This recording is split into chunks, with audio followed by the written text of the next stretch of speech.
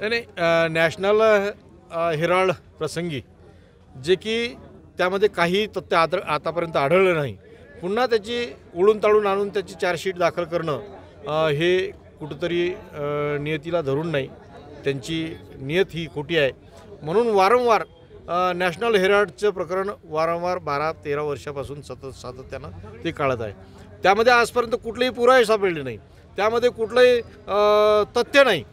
तरी पण पुन्हा काँग्रेसला कसं बदनाम करता येईल किंवा काँग्रेस कशी बॅकफूडवर जाईल या एकमेव राजकीय हेतूने प्रेरित होऊन हे चार्जशीट आता दाखल केल्या गेली आहे. चार्जशीट दाखल केली काय, पुन्हा कोर्टात आम्ही लढूच, कोर्टात काही निष्पन्न होणार नाही. परंतु जे काही आज आमचं जे काही आंदोलन असतील, आमचं जे काही काम असतील किंवा राहुल गांधीचा जो काही संघर्ष असेल, सोनिया गांधींचा काही संघर्ष असेल, त्याच्यावर कुठंतरी दडपण यावं, त्यांना कुठंतरी वारंवार बदनाम करण्यात यावं, यासाठी हे पुन्हा त्यांनी चार्जशीट दाखल केली.